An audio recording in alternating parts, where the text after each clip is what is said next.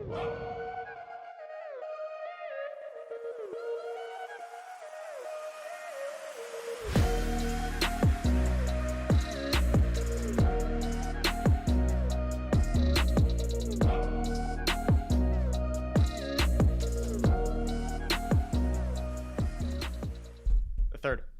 third. Good morning. Welcome to Wake Up with Ray G, presented by Bets TV. It is Friday, September 3rd. And Jay, how you doing this morning, man? I'm good, I'm feeling like a certified lover boy, CLB dropped Drizzy Drake. Drizzy Drake in the building. I haven't listened to it yet, but I'm gonna get to it after this show. But more importantly, it's your birthday, September 3rd. And ironically, you asked me what today's date was about 30 seconds ago, so that's kind of funny. But I got the hoodie on, you know, GQ wave. I got the ties done up. You gotta have a string. You gotta have it tied up. You wear the hoodie, string the tie. Ties gotta be strings, gotta be tied up, man. And then yesterday, I was looking up the Topo Chico. It was the craze, you went off about it. You talk about how you run all over the place, the shortage. Tell me how I can't even buy 12 bottles for less than $100. Now, for everyone listening at home, those are Canadian dollars. That's like $25, $30 American. But $100 for 5. And I got to pay Amazon. I got to pay some other person. Delivery is probably going to cost me a little bit of money. Taxes. It's crazy. All right, man. I'm telling you, the Topo craze is real, man. That's my drink, man. That's why, I'm trying to... Here in 30, appreciate the birthday wishes, man. 35 today. I just got to make some lifestyle changes. So I'm trying to, no alcohol, trying to cut all of that out. And it's just good water, man. Refreshing taste. I don't drink soda. You can ask my wife. I don't drink soda. I don't drink juice, like any of that kind of stuff, man. Like literally all I drink is water. Like water. Or bourbon or whiskey or something like that. But I'm trying to cut all of that out. And just rock with just straight water, baby. So, it's a good drink, but it costs too damn much right now. But we're going to get that sponsorship from Topo Chico real soon. But I appreciate all the birthday wishes, man. Rico, Troy, Bruning, Corey, appreciate it, man. Appreciate it, man. The older you get, the birthdays, you're just blessed to see another year. You know what I'm saying? Like, you're just happy to be around, to be alive. And, ain't doing nothing special. Me and the wife probably hang out. College football today, college football tomorrow. So she was like, what do you want? I was like, I just want to watch college football. And last night, we had a couple of games on. Tennessee Bowling Green played. I gotta be honest with the people, right?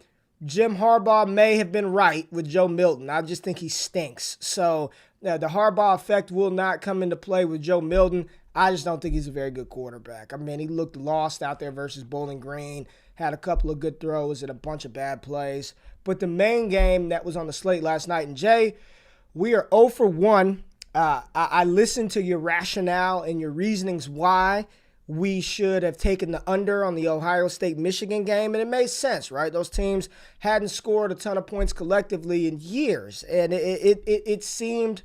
The process was good. The results didn't pan out the way we wanted. We are 0 for 1 in joint bets right now. I lost. I put an entire unit on the under. What was it? I only could get 62.5 for the game total, and they smashed that last night versus Minnesota and ended up winning the game convincingly. It was a little bit closer until Mo Ibrahim went down with that. I don't know if it's confirmed Achilles tear or what, but he was running like a madman. And, it's week 1. It's like, damn, how much do you want to give your running back? And I think he was approaching 30 carries. He was up to 30 carries at the point that he got hurt. I mean, it was clear that's really all they had offensively. Tanner Morgan, to have been there for 17 years, it just is not good, man. And I remember some draft pundits last year saying that they had a first-round grade on Tanner Morgan. No, that's not happening. But what were your thoughts on the Ohio State-Minnesota game? Your bet that you told me to place that we lost 0 for 1 in the show. We got to make up for this today, tomorrow, this weekend, Jay. I know. To be honest, it still shakes me up a little bit because I felt good about it. The process, like you said, was there, especially with Stroud having his first start. We know that Ohio State is explosive, and in the first half ended 14-10. So we're looking good. 24 points in the first half. You had 62. I think we were touting 62 as well. I actually ended up getting 64. Didn't matter what number you had, the over hit pretty much Yeah. anywhere. Yeah. But Yeah. the problem was that, like you're talking about, Minnesota lost themselves, and they lost themselves even before Muhammad Ibrahim went down. That was just kind of the final blow. But CJ Stroud was really reeling in the first half. He threw that interception off a really bad pass. He was overthrowing receivers, all these things. But watching him in the interview after the game and him talking about his teammates was kind of everything that we talked about as to why Ohio State could blow Minnesota out, is if his receivers just get going, the play calling gets going. And Stroud basically talked about how his guys lifted him up. His guys bailed him out because he wasn't playing well. He even kind of admitted in the interview he wasn't even, confidence wasn't quite there. But, a few passes to Olave, a few passes to Garrett Wilson, that one pass to Travion Henderson, all of a sudden he's got 200 yards and 4 touchdowns in the second half, and the game is over. There was a strip sack for a touchdown as well on the defensive side by Ohio State. It was just, Minnesota had a good game plan. They were playing it to perfection. Even before Mo Ibrahim got hurt, they just stopped running the ball. They tried to keep up with Ohio State. Like, Ohio State scored. They didn't keep the pace down. They didn't keep the game close. They allowed Ohio State to just run. And I think in the second half, it was somewhere around 5 minutes and 40 seconds of offense that Ohio State had for a total of 35 points in the second half. That's crazy. So that alone is just insane. I mean, that's just why the under didn't hit, because it was big play after big, wild. Yeah, it was big play after big play. When you have the ball for like understand that they had the ball for 5 minutes and 40 seconds and scored 35 points. It was just Travion Henderson 70 yards, Garrett Wilson 46 yards, Chris Olave 62 yards. It was just like boom, boom, boom. And listen, that's the thing with college, man. Like, defensively, it's way different than the NFL. You're not going to see these shutdown defenses in college. It's what offensive team is going to beat themselves. And I think early on, Ohio State he's a young kid in his first career start. Yeah. I still think the jury is still out on Stroud because he did get bailed out by his receivers. I mean, screenplay to Henderson, 70. Olave, I mean, it was just throw it to him and let Chris do the rest. It was a good strike to Garrett Wilson. I give him credit for that. But I still think the jury is still out on Stroud. What I liked was that Ryan Day, it didn't seem that there was any thought about pulling him.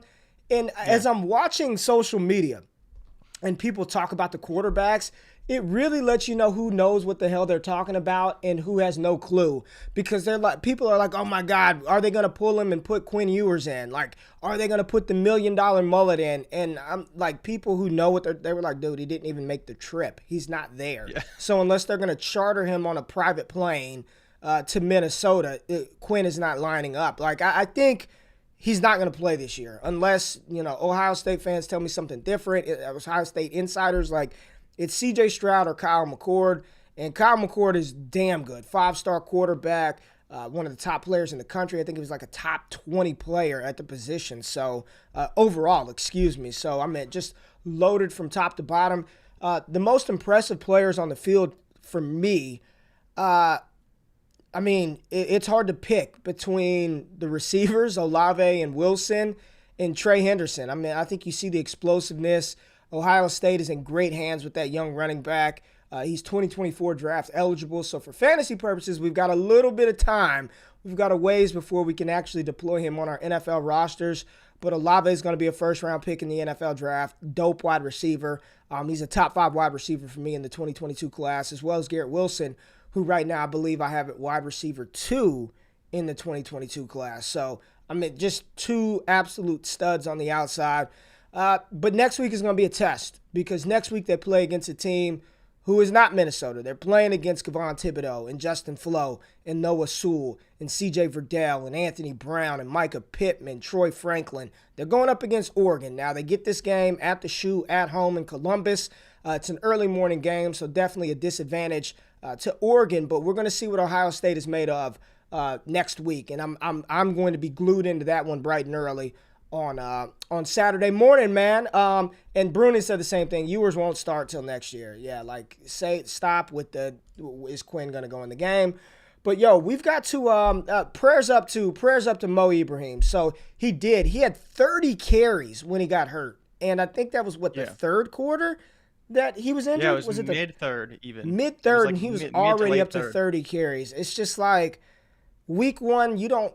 I mean, he was on pace to carry the ball like 50 times, which Yeah. About 10 a quarter, that's right? He had 20 in the first half, and then he had, 30 when he went out. So he was yeah, probably on pace for 40. 40 something carries in week one.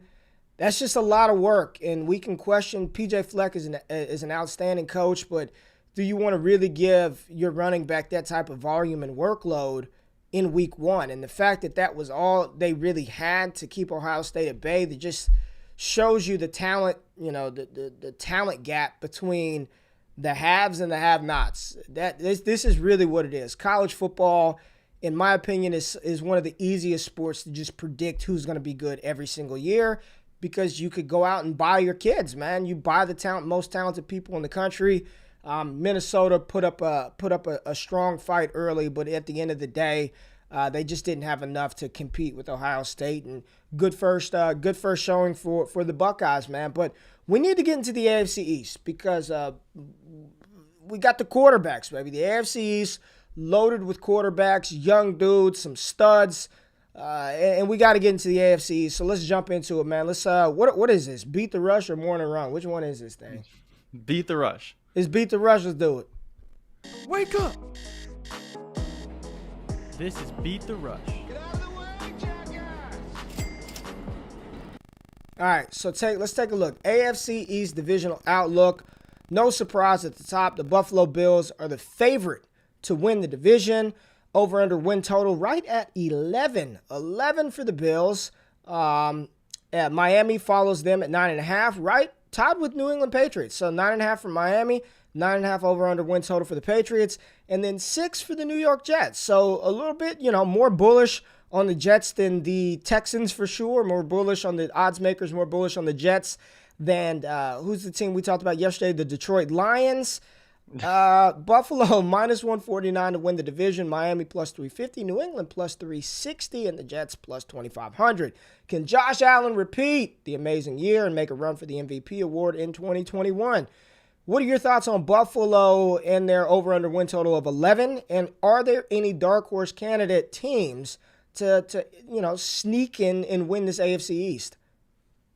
To sneak in, I would say no. I think Buffalo is Okay. going to run away with this division pretty easily. And it's funny, when I was, we obviously did the NFC North yesterday, and they have very similar numbers to the Packers. And I honestly would make the same comparisons, right? I don't think that Miami or even the Patriots can really contend with Buffalo. They're just too talented. Josh Allen's too good. Unless we see some regression from Josh Allen, which I don't think anyone really expects. I expect them to run away with it.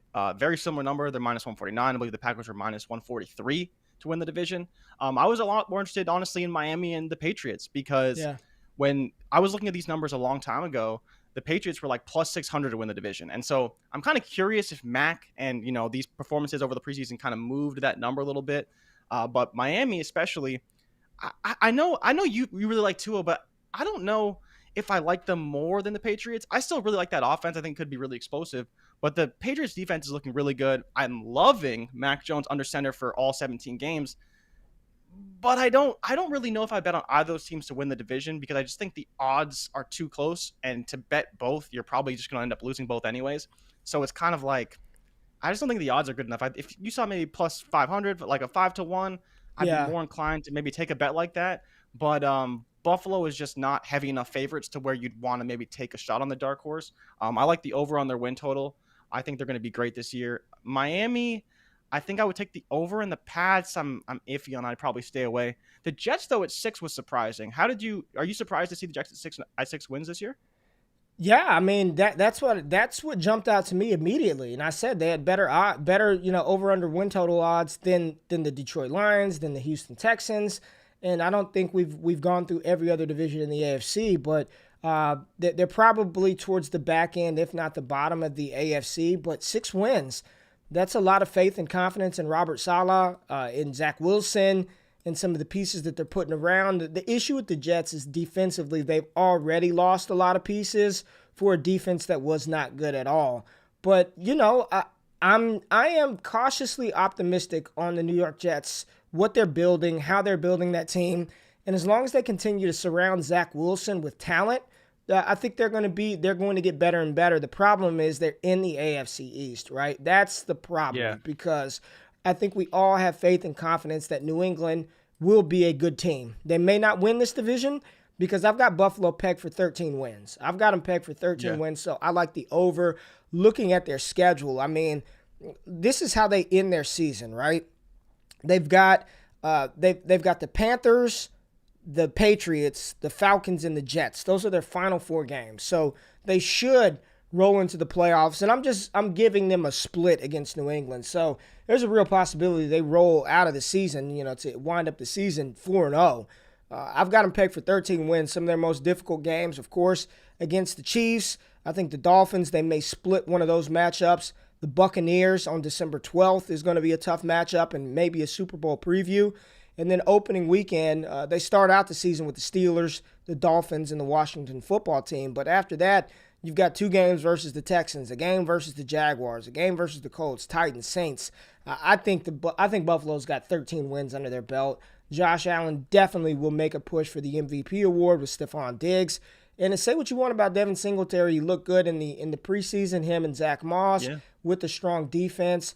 One of the best dominant corners in the league, and Trey White. It's going to be a fun season for the Bills. I think they're going to be one of the most entertaining teams in the NFL with the Stallion at quarterback. But, surprised by the Jets over-under win total. The Patriots, I think 9 to 10 wins is about where they settle in at. I do think New England is going to have a strong defense, especially once they get Stephon Gilmore back. They just need to hold the defense together until he gets back. They get Hightower back. They get him back.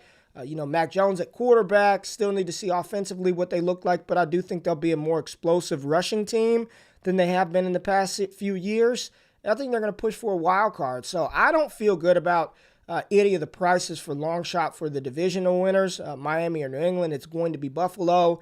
But I do like the over-under win total for both New England and Miami. And I'd be one of them will hit the over. It's just picking which one. They both aren't going to go over 9.5 wins. I don't think that can maybe it can happen, but I think one of them will be a 10-win team. It's just who do you have more conviction in, the Miami Dolphins or the New England Patriots?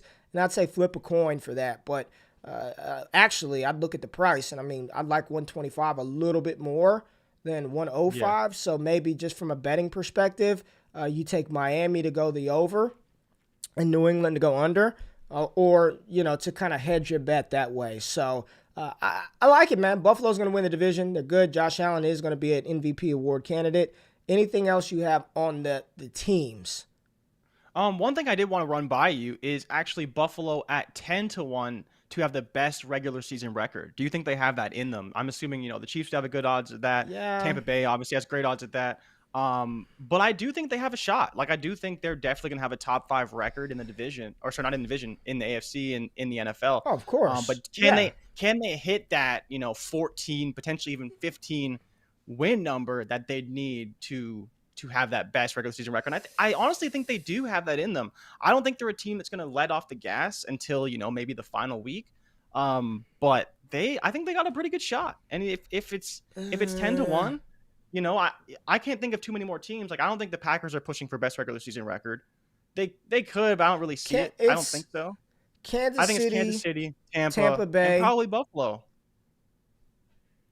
I think those are probably your big 3. And if you compare the 3, I think they all have a pretty good shot. But I just wanted to run that by you because I was like, potentially, the Bucks are 6.5-1, and then Kansas City is probably still pretty close as well. Like 3-1? 4.5-1. So Buffalo's got, double the odds of Kansas City, and I think they both have an equal shot because, and I'd say honestly, Buffalo probably has an easier division, right? Potentially.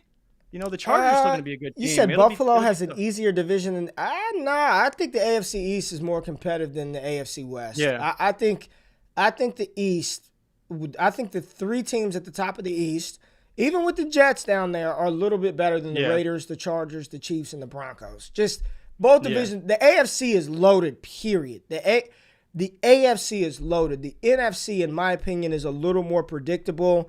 The AFC is loaded. The NFC, it's going to be Seattle, Los 3 Angeles, teams from the West, and then the division winners. then the division Right. winners. It's Tampa Bay, it's Green Bay, and it's the Dallas Cowboys. Someone from the least It's will make it. Stop. It's the Dallas Cowboys. Cut it out. But let's talk about those AFC East quarterbacks. Let's look at those QBs. Josh Allen, Tua Tagovailoa, Zach Wilson, and Mac Daddy Jones. Josh Allen's over under regular season passing yard totals, and we know this is not the Elliott Chris line when he got it for like 3,900 or whatever it is, but 4,500 yards. That's essentially what he has to hit. 4,500 yards. FTN we have him projected at 4,580. Tua, we've already talked about Tua a little bit. His over-under passing yard total is 3,900, 3,899.5, so he's got to hit 3,900. I think he's going to go over 4,000 yards, and FTN's projection has Tua at 4,127. Zach Wilson, 3,775.5. We have him projected at 3,869. And Mac Jones, 3,750, and we have him projected for 4,063 yards. What are your thoughts on these over-under regular season passing numbers for the AFC East division? So Josh Allen's number I already love. I would take him probably up to 4,650. I think he's going to go way over. And like I said, I think he's really going to push for that MVP award this year. And I honestly think he was in contention last year. He had a great season, whether you want to call it a breakout season or a legitimate MVP caliber season. He was really, really good. And I think he's going to try and earn that award this year. As far as Tua's numbers, they're actually, I'm curious to see kind of what happens because some of the bookmakers actually did pull those numbers down. So there's very few up now. Before there was a spread from, I believe, about 3,800 to 4,000 when we did the bet last time.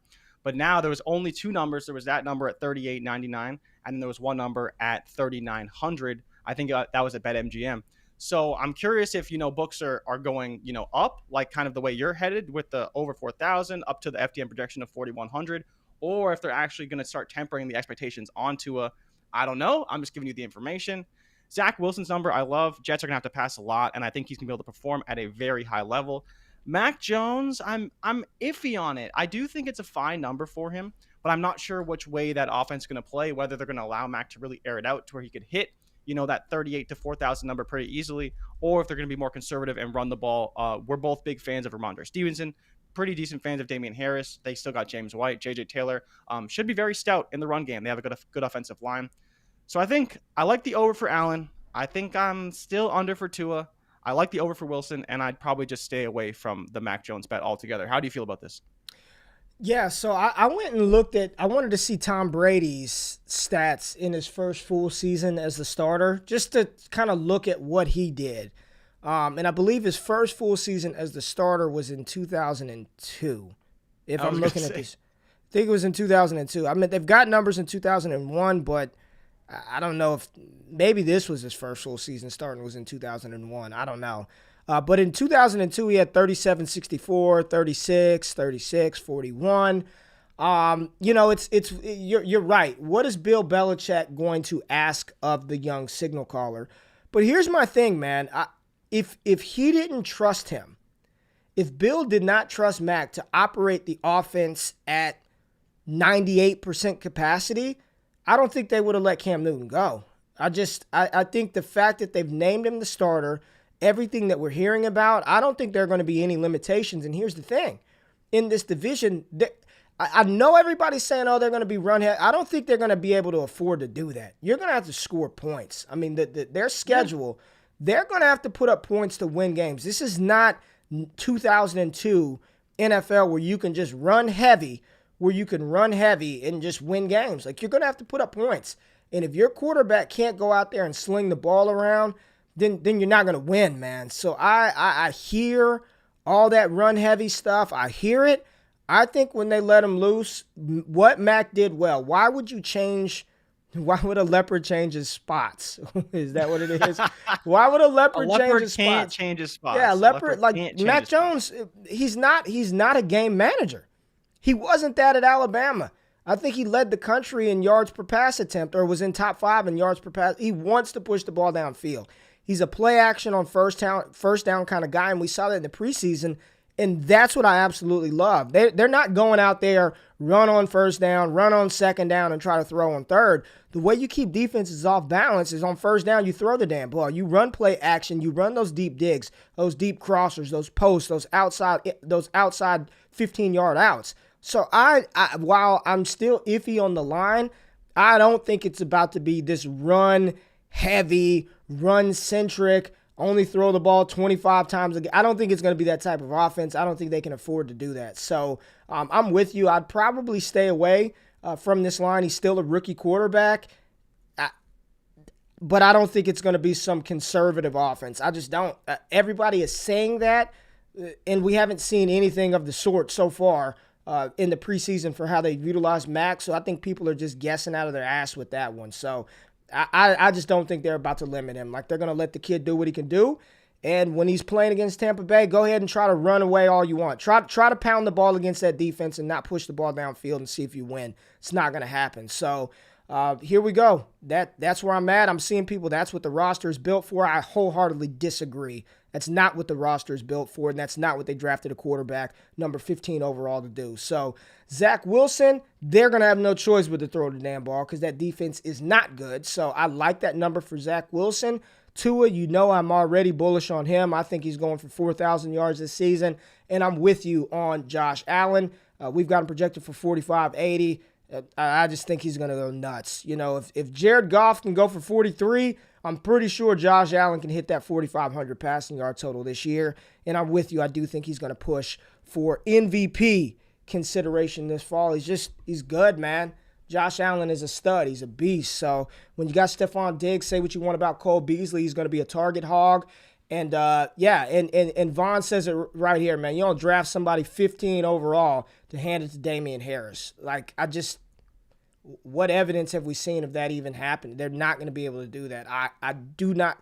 Of course, game script, sometimes there'll be times where they run the ball more than others. We'll see that with other high-powered teams. Sometimes Aaron Jones has got it feeling you don't need to throw it, but to think that this offense is just going to go out there and pound the ball a million times a game, I'm not buying it. So let's take a look at those running backs from the AFC least, because the running back situation here we go. They're going to pound the ball with the running back that's projected to get less than 1,000 yards. Good luck with that. Damian Harris is over-under prop. Rushing yard total is 845.5. Michael Carter, 575.5. Myles Gaskin, 750.5. And Devin Singletary, 525.5. This does not inspire confidence from a fantasy perspective. I'll just tell you that. This does not get me excited to run out and draft these guys for my seasonal teams or my dynasty rosters. How are you feeling about Harris, Carter, Gaskin, and Singletary? All of these guys. Whew. Damian Harris, it looks bad, man. It looks so bad. So let's start with Devin Singletary, because you talked about how he did look good in preseason, and he did. He looked really, really good, and that was playing with Mitch Trubisky. So if you think about what is he going to do with this offense, it's funny. When I almost pulled Josh Allen's rushing numbers, because I'm like, he really is the running back one for this team. He's just not going to get probably the most yards. But Singletary, people talk about Zach Moss, and they say, oh, well, he's going to be more involved, and he was hurt last year. Like, I get all that. And I get people don't like Singletary because he's had a couple years in the league now, and he hasn't looked the best, but he's honestly a really good running back. It just comes down to is like, what is his usage going to be? But again, he's going to be facing a lot of light boxes. And so I think that there is room for him to be a massive value, because if he sees touchdowns, you never know. But the fear of Zach Moss, and if people follow our content, we've never been on Zach Moss. We've been very anti-Zach Moss from the moment he ran. Not anti-Zach Moss, just not pro like everybody else. Not pro. I'm not anti-Moss. I'm just not pro-Moss either. Yeah, either way. Zach Moss, I don't think is going to beat out Devin Singletary. Myles Gaskin, though, thank God we have figured out that running back situation. It will be Myles Gaskin. It will not be Malcolm Brown. That number of 750, though, is pretty high, even as a rushing number.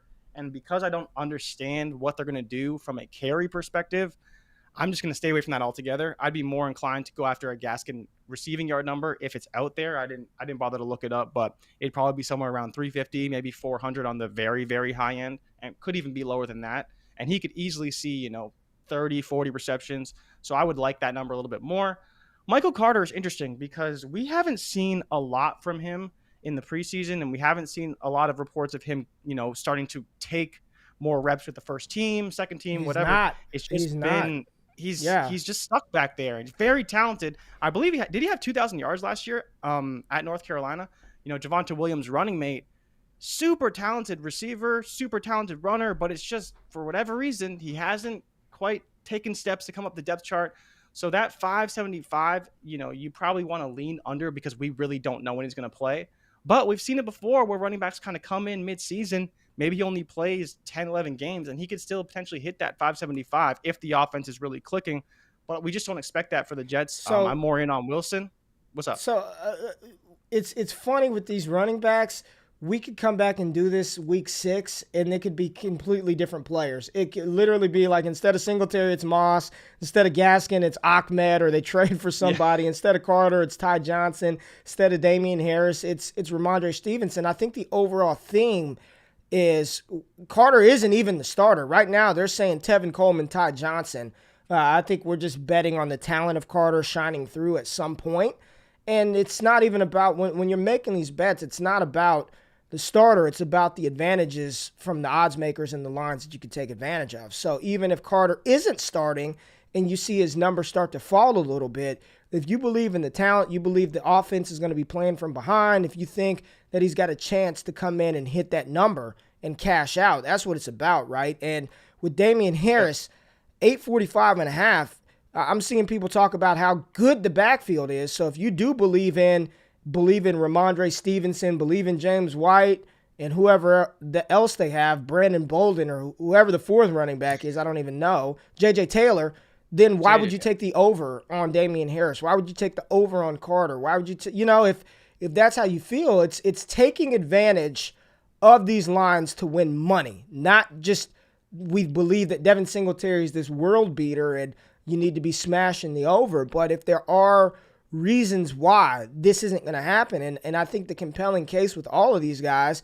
is that none of them are the guy. I don't think that we know definitively that any of these running backs in the AFC East are the guy. I know people who wholeheartedly believe that Ramondre Stevenson is going to push for the starting role at some point. I mean, that's just opinion and guess. Bill has never said that, but outside of Corey Davis, when's the last true running back that he's just given the ball to consistently? I mean, we saw a little combination of Steven Jackson. We had the LeGarrette Blount years. Corey Dillon, not Corey Davis, excuse me, Corey Dillon. I was going to say, nice segue. Corey Dillon. That would have been a good segue. But if I had to pick one right now to hit the over, I do think Devin Singletary, while he probably won't score any touchdowns, I think 525.5. At least we know it's only a two-back rotation with Singletary and Zach Moss, opposed to Carter, who they want to roll in Carter, Tevin Coleman, Ty Johnson, and Damian Harris, who James White's going to get his fair share during the 2-minute drill. Ramondre will play a little bit. And I truly have no clue what's going to happen in Miami in that backfield with Malcolm Brown and Savon Ahmed. But the only one that seems pretty, I feel okay about, and it's not even super confident, would be Devin Singletary at 525.5. He's on a good offense. They're going to be playing with a lead. So there you go. Good offense, playing with a lead, run the ball out, let Josh Allen do his thing, hand the ball to Singletary to take a little pressure off of the receivers. So that's where I'm at with this division. But at the end of the day, we can come back and say that 5 other players led this division in rushing, and I wouldn't be shocked, man. Yeah, no, I'm 100% with you. And just so you know, Singletary's hit that number the past 2 seasons. So it's very doable for him. People just think Moss might be the starter. But I'm definitely with you that the biggest thing with this offense is that we know the committee. We know, it's going to be the 2 guys. The rest of them, we really don't know. And you talked about Ramondre Stevenson. Sony Michel already got traded. So Ramondre's already the number 2. And if he continues to work into this offense, there's definitely going to be a chance that he completely takes over. So I don't think it's unrealistic at all to see Damian Harris potentially losing his job. But I think, Singletary, like you said, is really, really good bet. King says 17-game schedule. You better be able to get 500 reps. Like, for real, though. But he's hit it, man. I mean, he was 150 carries. 150 carries, 687 last year. So again, Very you doable. know what that backfield is going to look like. We know what that running back core is going to look like. So I like Singletary the best out of any of those guys. And I'll leave it at that. Harris scares me. I actually traded for him in a dynasty league yesterday, and it's a little worrisome. It scares me just a little bit. But let's get to the wide receivers, because is that a little bit better? At least the receivers in the East? Yeah, it's a pretty little good. better? It's pretty good. You know, Okay, we got all right. Stephon Diggs, so he's Yeah. the main guy. Thank goodness. Stephon led the league in Diggs. receptions, led the league in yards. Yeah, Stephon Diggs is a beast. I know he was dealing with a little bit of injury, but I think he's back, or they're just taking it slow. He'll be fine for week 1. But the book has Stephon Diggs at 1350.5. We have him projected at FTN at 1368. Jalen Waddle was interesting to me at 724.5. We've got him projected at 825. Corey Davis, book odds makers have him at 825.5.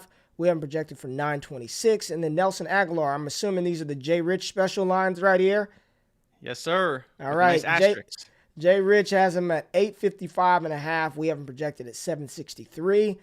So let's start with the king. Let's start with Stephon Diggs. If we are bullish on Josh Allen, 4,500 yards, you've got to go over on Diggs, right? Like, I think Yes, sir. 1350 is more than doable for Stephon Diggs. With the target Cash money. volume, with how many targets he's going to get, he's the number 1 receiver in that offense. Deep play threat, yards after the catch guy, number 1 target for arguably one of the best top 2 quarterbacks in the NFL. I'm taking the over on Stephon Diggs.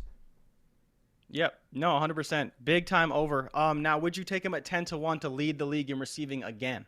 Is the real question. Yeah. Yeah. Yeah.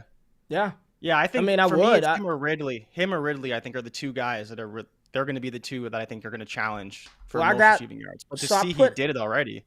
I think I put a unit on Ridley. And I got Yeah. I got him at plus 900, so 9-1 for Ridley. Yeah. And then I think or maybe I did half a unit on Ridley and a full unit on DK, because I think I got DK at 14-1 to lead the league in receiving.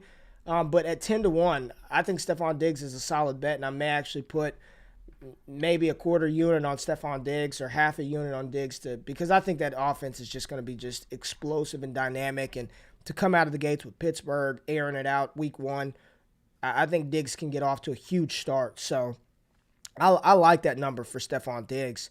Jalen Waddle was interesting because I'm assuming this would probably lead the Miami receivers. I'm assuming this line is higher than Devontae Parker, and to place a ton of faith in this rookie wide receiver who I like Jalen Waddle a ton. I mean, I talked about him so much at Alabama. It's like, dude, a guy who's never been a number 1 to be projected to lead this team in receiving. Is Devontae Parker have better odds than higher over-under total? It actually starts with Will Fuller. Will Fuller's projected for 850. Parker's projected for 800, and then Jalen Waddle at 724. Waddle to me is just the X factor of this offense. That's why I wanted to include him in this projection. And I think for both of us, we're kind of the most intrigued by Waddle and his role with Tua, obviously the chemistry, all those things. But I wanted to get your thoughts on this number because it's only 725. Like I said, Will Fuller missing 1 game, 850, and then Parker at 800. I don't even know if he's healthy right now, but he's been in and out of the lineup for the past 3-4 seasons, it seems. So I think if Waddle's healthy, there definitely could be a massive workload for him, and we already kind of saw that a bit in the preseason. Yep. Yeah, I think on that first drive, Tua threw the ball 4 times and 3 passes went to Jalen Waddle. What I like about Waddle is he's the type of guy that literally can take a smoke screen that's designed to go 7 or 8 yards and take it 62 yards to the house, like in the NFL. Not in college, not Chris Olave style, but against NFL defenses.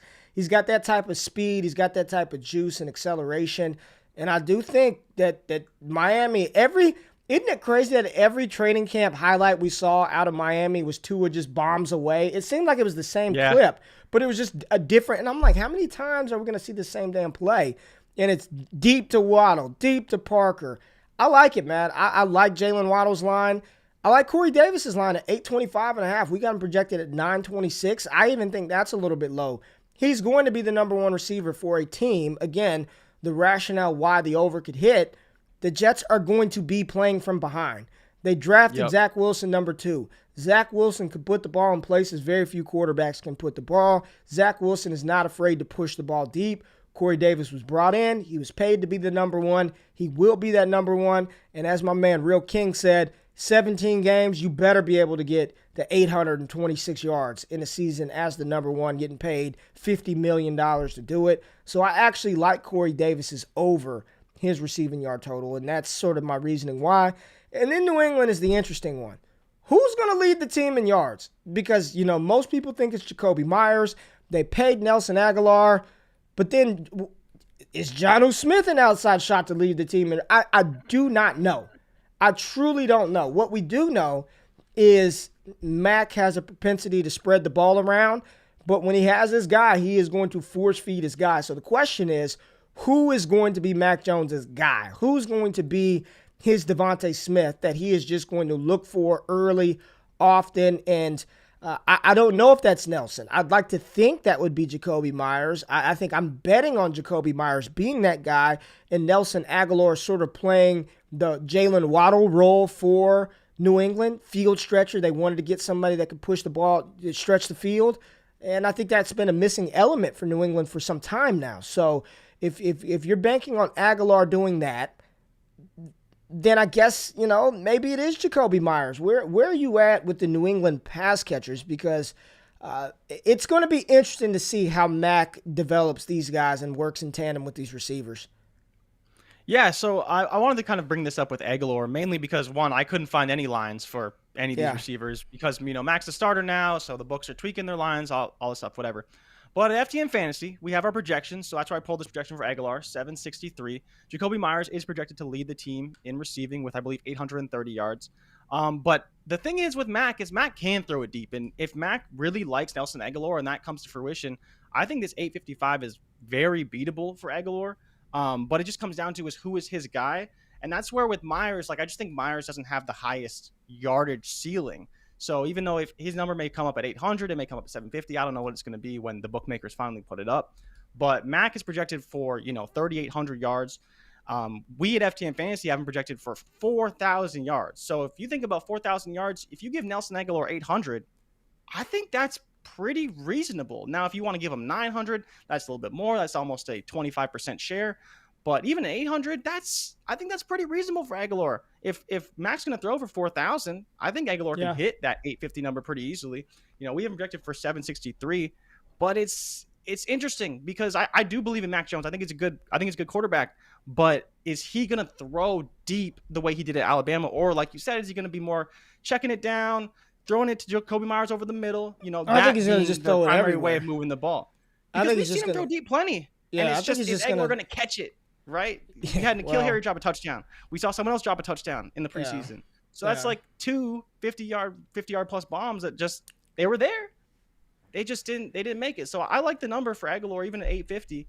I think it's a more realistic one than, like a 750 or 700 where I would probably be smashing the over. But I think it's because I believe in Mac, man. I believe in Mac to get the ball to Aguilar deep. And I think that's going to be the big difference for that offense.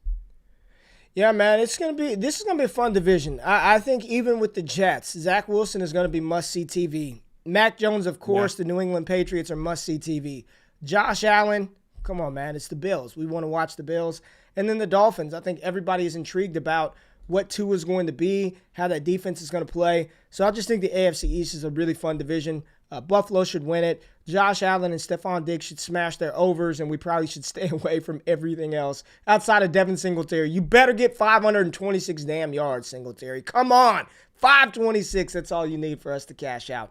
But let's pivot and talk a little bit of college football. So AFC East done.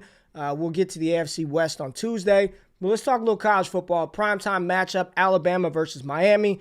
You're the one who told me D'Eriq King isn't all the way healthy. Is that true? It's a rumor. Oh, I heard it on the streets. All the way in Toronto, I heard it. I was fully prepared to give Miami, to take the points in the Miami Hurricanes. If D'Eriq King isn't healthy, it's a wrap. Alabama will stomp them, and it won't be close because they won't be able to move the ball on Alabama's defense. I know we talked about how many players that they've lost, but that defense is still ridiculously talented. I mean, the secondary is nuts. They've got one of the best linebackers in the NFL. I mean, in college football. And then the defensive line, of course, at Alabama is just ridiculous. So Alabama minus 19.5. I mean, they got to win by 3 touchdowns. They've got to win by 3. The money line is minus 11.25. 11.25. Yeah. So you it's got to nuts. put up 2 racks to even make some money on the money line. But isn't it crazy that the over/under in this game is lower than the over/under from yesterday's game? Like, Yeah. I could easily see this number being hit. Alabama's put up 50, like, week after week after week after week. I like. Of course, Bryce Young is a first-time quarterback, but it's still Alabama. Like, they could still put up 40. They could put up 50. They got JoJo Earl. They got John Mechie. They got Agiya Hall could probably even get in the game. Like, there's so many guys out there. And it's just, I don't know how to feel about the over-under because I went with the under. I mean, I like the over. All right. You're juicing it up. I like the over. I think if De'Aaron King does play to some degree, he's going to put up some points. He's going to be able to do something. They do have 3 talented running backs: Cam Harris, Jalen Knighton, and Donald Chaney. It's hard to bet against Bama, man. I just won't do it. I will not do it. I would not feel confident taking Miami, even if you give me the points. I would rather just take the over-under on this one, and I would say over 61.5 for Alabama. We got to do better. We've got to come back from our 0-1 defeat last night. Bryce Young, we're going to see what he's got, man. He was the number 2 quarterback in the country for a reason. Dual threat kind of guy. Reminds me of a young Russell Wilson back there, just his pocket presence, but he's still a young guy. And we saw C.J. Stroud in his first career start kind of struggle early. So will Bryce Young face that, or will he come out there and be lights out? I think his passing yard total is like 325 on Prize Picks. That was on Prize Picks, yeah. Yeah, I took the under on that. I still think he's going to be legit. I still think Alabama's going to win, but 325.5 for first-time starter, primetime game.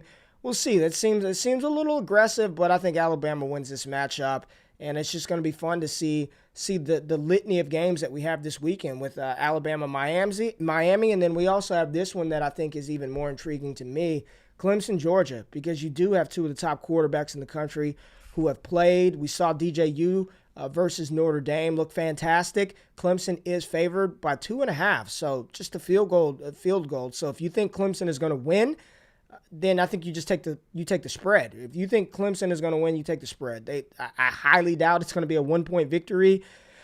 Georgia is just offensively, they go from looking loaded to, they lost Eric Gilbert. There is no George Pickens. Jermaine Burton, their number 1 wide receiver, is not 100%. His own quote a couple of days ago is he said he feels like he's about 90%, which means he's probably 75% of where he needs to be. Yeah. And that's high injury risk. Zamir White at running back, Kendall Milton at running back, Darnell Washington at wide receiver. They still have firepower.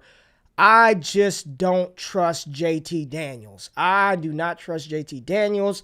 He was a 5-star recruit, went to USC before transferring to Georgia, but just boneheaded play at the most inopportune moments.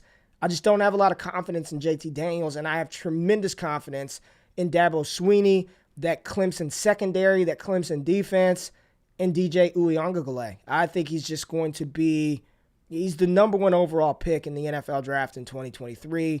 He's Dante Culpepper reincarnated. And probably even a better prospect than Dante Culpepper was. I like Clemson, man. I'm taking Clemson minus 2.5. I don't know about the over-under. Clemson's explosive. Justin Ross is back. E.J. Williams, Frank Ladson, Will Shipley at running back, Lynn J. Dixon, an experienced running back.